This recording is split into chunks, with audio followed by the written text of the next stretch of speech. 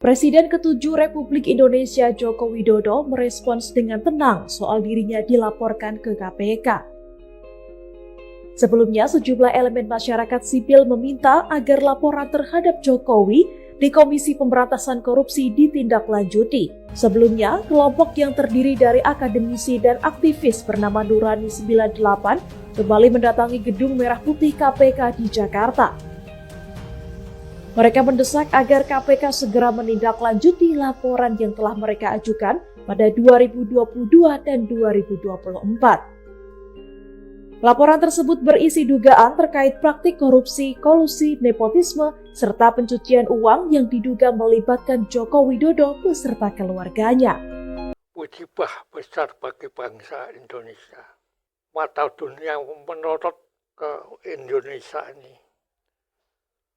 Ada tokoh besar yang baru dinobatkan sebagai masuk daftar nominasi ranking ketiga sebagai tokoh penjahat organisir atau koruptor terbesar di dunia, yaitu Bapak Joko Widodo atau populer dengan istilahnya Presiden Jokowi, mendapat anugerah koruptor terbesar di dunia oleh organisasi lembaga civil society, yaitu OCCRP, gabungan jurnalis investigator level internasional. Sudah punya reputasi, punya penghargaan banyak di kalangan jurnalis dunia. Faktor penilaian OCCRP adalah sangat terang benderangnya cawe-cawe Jokowi dalam pemilu 2024 lalu. Seperti politik sembako, partai coklat, dan juga dugaan politik uang, kata Tigor. Hal lain yang diprediksi menjadi penilaian OCCRP katanya adalah dugaan bancakan proyek pembangunan Ibu Kota Nusantara IKN di Kalimantan Timur. Kementerian Pekerjaan Umum atau PU mencatat pembangunan IKN Nusantara telah menelan anggaran mencapai 89 triliun hingga periode Desember 2024. OCCRP mengumumkan Jokowi masuk ke dalam nominasi finalis tokoh kejahatan terorganisasi dan korupsi 2024. Jokowi menjadi salah satu dari 5 finalis lain yang paling banyak dipilih tahun ini. Nah, ini berat bagi Pak Prabowo sebagai Presiden Republik Indonesia. Harus bagaimana menanggapi pandangan negatif di dunia internasional terhadap mantan Presiden Indonesia yang ditetap sebagai penjahat terorganisir, koruptor besar. Nah, sementara itu Pak Prabowo baru saja mempopulerkan ke dunia internasional diplomasi, menemui tokoh-tokoh internasional, kepala-kepala negara di forum-forum organisasi dunia, mengangkat nama Indonesia sebagai negara besar. Seakan-akan sirna semua usaha besar Pak Prabowo mengangkat citra negara besar Indonesia ini dihapus oleh citra negatif ditetapkan mantan Presiden Jokowi sebagai koruptor terbesar atau penjahat terorganisir kelas dunia. Nah, ini mungkin menimbulkan keprihatinan kita sebagai rakyat Indonesia, atau ada yang mengatakan harus bagaimana kita sikapnya ini mungkin introspeksi bagi semua pimpinan pejabat-pejabat Indonesia. apabila mengurus negara tidak beres, yang mengoreksi bukan rakyat Indonesia saja, tapi masyarakat dunia semua memandang kepada kita. Nah, padahal Pak Jokowi ini kan selalu disurvei 85% rakyat Indonesia dikatakan mencintai Pak Jokowi. Ternyata bagi orang luar negeri, bagi orang di luar Indonesia, dunia, memandang bahwa Pak Jokowi ini presiden koruptor terbesar, penjahat terorganisir. Alangkah malangnya kita sebagai bangsa mendapat julukan yang tidak mengenakan itu.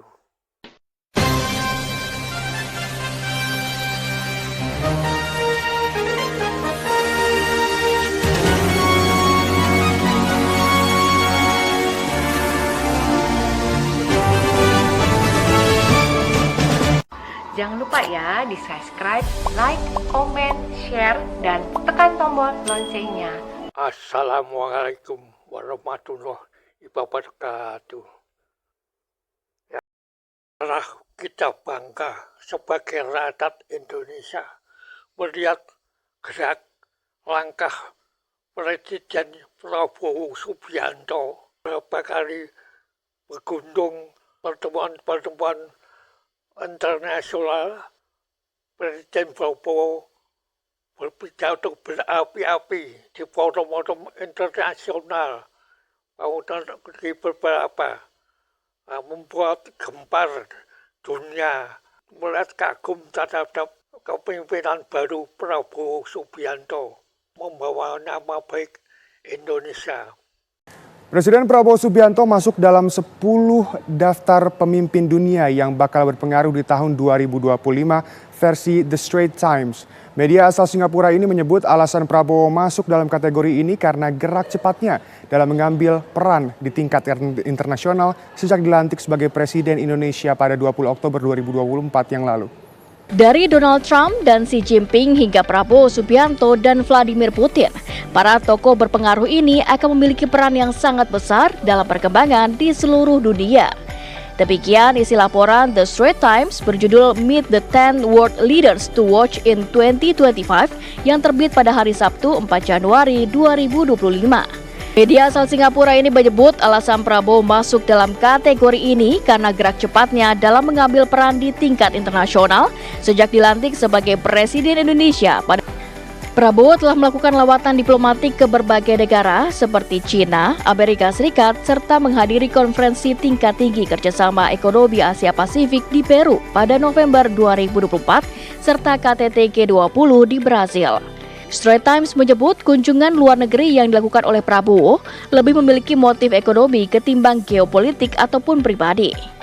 Inti dari visi kepresidenannya adalah tujuan untuk mencapai pertumbuhan ekonomi sebesar 8%. Dalam artikelnya, Presiden Prabowo dinilai tak ragu menempuh pendekatan luar negeri yang berbeda dari presiden sebelumnya. Tapi tidak berapa lama, tiba-tiba kita digedotkan oleh berita dari lembaga civil society, gabungan jurnalis internasional yang melaporkan hasil investigasinya. Dinyatakan bahwa mantan Presiden Jokowi ditetapkan sebagai nominator, sebagai tokoh kejahatan terorganisir kaliber internasional. Berita yang menghebohkan rakyat Indonesia dan menggemparkan terutama bagi kalangan perpolitikan di negeri di Indonesia ini. Yang ditunggu-tunggu sampai beberapa pekan ini, komentar dari Presiden Prabowo dan elit politik partai-partai politik di Senayan kelihatannya diam saja. Ini menimbulkan tanda tanya, mengapa diam atau tidak menimbulkan reaksi menentang atau membela. Nah, ini menimbulkan spekulasi politik.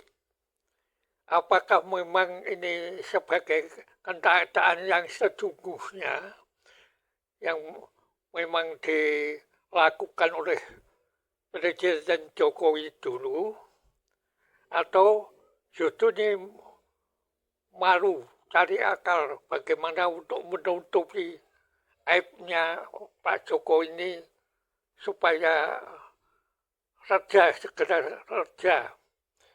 Masalahnya gini, diekspos oleh media internasional di seluruh dunia menjadi konsumen publik dunia. Nah, mau dibela mungkin nggak bisa.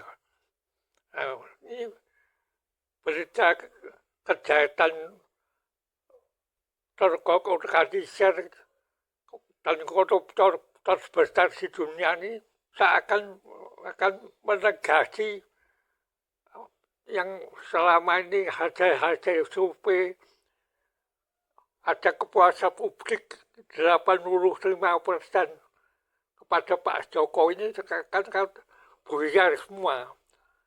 Apakah berarti kita ini selama ini dibohongin, selama ini ditipu, rakyat ini diperdaya oleh elit-elit politik ini, khususnya Pak Jokowi pribadi. Nah, ini banyak tanda sana ke rakyat Indonesia sampai ke desa-desa. Apa benar ini? Nah, benar. Tapi kalau nggak percaya ini kan kurang kualitas internasional, kelas dunia. Bagaimana kita menanggah kalau memang kenyataan demikian. Presiden Prabowo nampak gampang menanggapi masalah ini. Harus bagaimana? Apakah harus dibela mati-matian? Nanti bisa-bisa terbawa dampaknya ke pemerintahan Prabowo sekarang ini, atau membenarkan, nah, upama menarahkan Pak Jokowi ini membenarkan bahwa ini masalah pribadi Pak Jokowi. Nah, ternyata yang dinilai oleh banyak internasional ini menakut masalah kejahatan terorganisir ini menangkut waktu kejadian Pilpres kemarin. Nah, tentu akan membawa efek kepada Pak Prabowo sebagai presiden terpilih.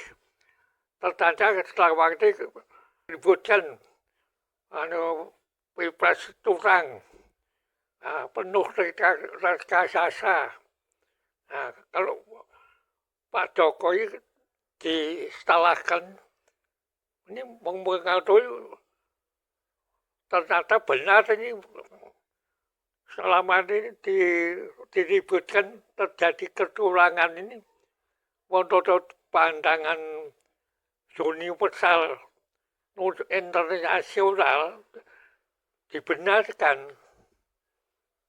Nah, ini maka Presiden Prabowo ini kelihatannya gampang, lebih baik mengambil sikap diam sementara ini. Bagaimana mau mengomentari, mungkin masih cari yang paling kelihatannya moderat, tidak memihak atau mengamankan Pak Jokowi, dan terutama kalau eksesnya keluarga gini, terutama investor dari luar ini menjadi bimbang pada kita lagu. Kalau di Indonesia, Pak Prabowo ini kepemimpinannya kelanjutan dari Pak Jokowi. Direktur Eksekutif Jaringan Moderat Indonesia atau JMI, Islah Bahrawi turut menyampaikan pandangannya lewat akun X. Ia mengaitkan isu ini dengan kesulitan Indonesia menarik investor asing. Sekarang jadi paham mengapa IKN atau Ibu Kota Negara sulit dapat investor. Mengapa Apple dan Tesla ogah-ogah investasi di Indonesia? Karena Islah dikutip dari X mengatakan, mungkin karena bakat autokrasi Bapak itu sudah sejak lama dirasakan orang luar. Bagi kita yang memang tidak curigaan, pasti percaya saja dengan gaya pura-pura lugunya, sambungnya. Laporan OCCRP ini menjadi pengingat akan pentingnya integritas dan juga transparansi dalam pemerintahan, terutama di tengah sorotan global. Pencantuman nama kepala negara dalam nominasi seperti ini bisa berdampak serius pada persepsi internasional dan juga kepercayaan investor terhadap Indonesia. Jadi ini mungkin kena dampaknya juga masuk dalam barisan kejahatan terorganisir. Nah, tentu Pak Prabowo tidak mau dicicilkan di dunia terus sama Pak Jokowi sama jahatnya seperti Pak Jokowi. Nah, tentu para investor mikir-mikir mau menanamkan modal ke Indonesia, ternyata dipimpin oleh penjahat yang terorganisir ini penuh risiko. Bisa-bisa program Pak Prabowo yang sudah berapi-api dijatuhkan buyar semua gara-gara cerita negatif Pak Jokowi di dunia internasional ini.